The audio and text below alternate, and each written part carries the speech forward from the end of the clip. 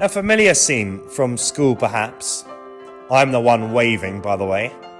I never resented the cool kids who were always chosen to be captains. They were good at football, and I was good at things they weren't, like mastering level 10 on Command and Conquer Red Alert. Of course, it didn't really matter what team I ended up on. I always just stood there in defence, talking to everyone else who was allergic to football and being shouted at by the goalkeeper.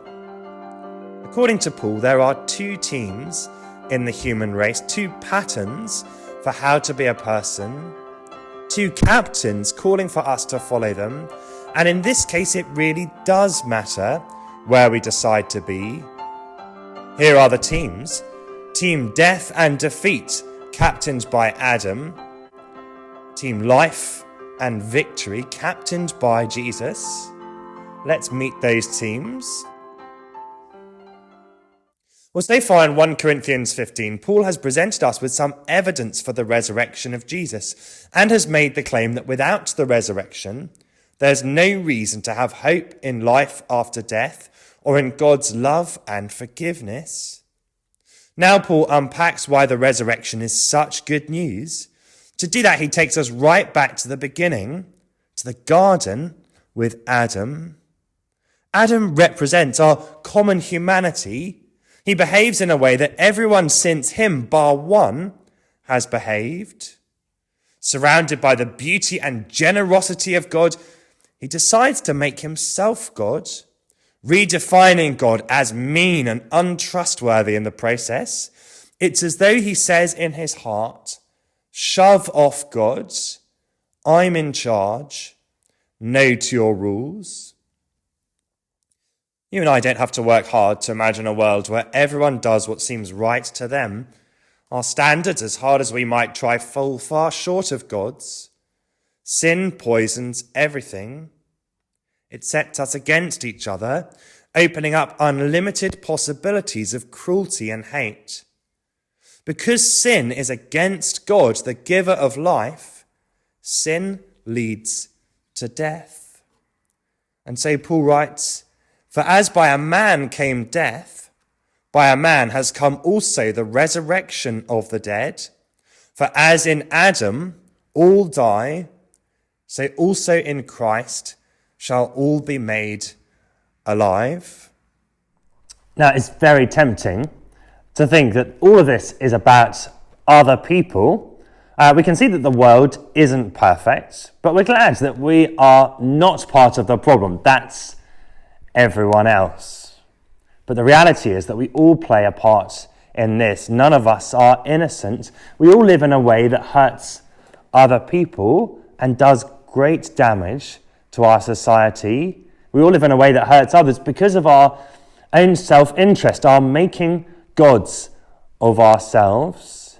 Not convinced? Well, every time we lash out at a family member because they've not given us what we think we deserve, and we all know that our arguments are usually about very, very trivial things. And perhaps you've been having more and more of those during COVID-19.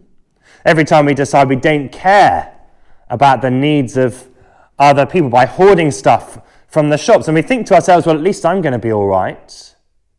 Every time we close our minds and our wallets to the sufferings and needs of others, we are doing a stellar performance as members of Team Adam.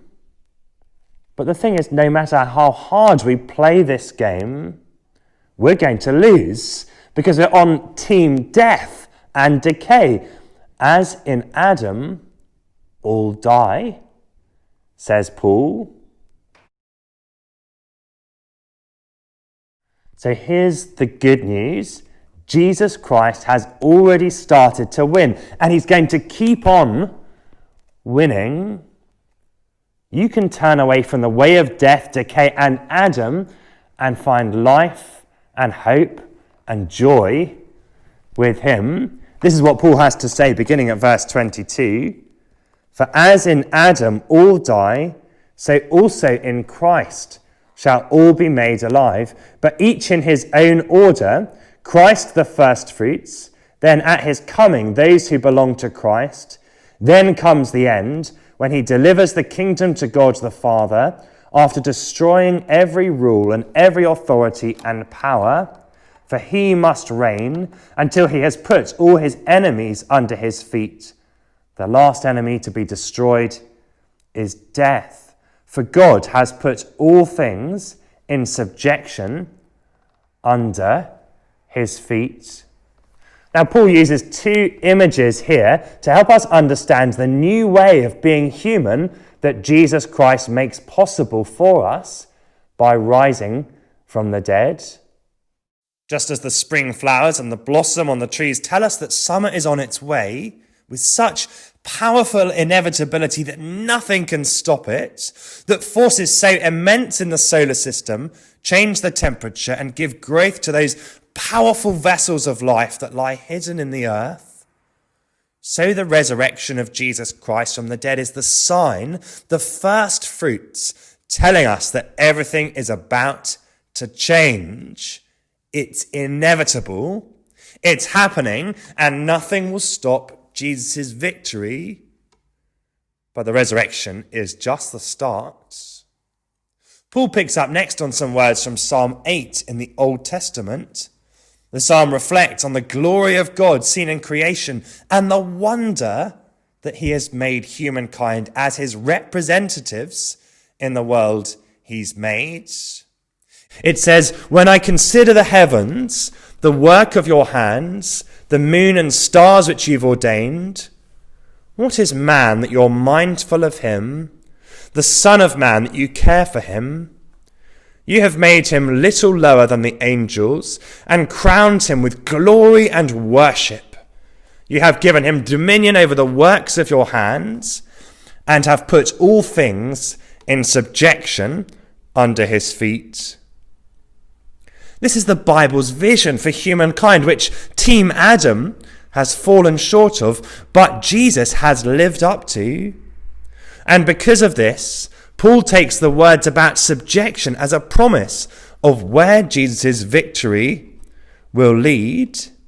It's an image of victory in battle, like Vercingetorix, the Gaulish chieftain, laying his arms at the feet of Julius Caesar. Jesus' victory won't stop until everything that is against God is defeated, is subjected to the power and authority of Jesus Christ. The last enemy is death itself, says Paul. So Paul lays out two patterns in our humanity, two ways of being human. Jesus' resurrection is just the beginning of his victory, a sign of the future for those who stand with him, a sign that that future is magnificent and that the present can be full of hope that everything will change. So where are you standing, I wonder?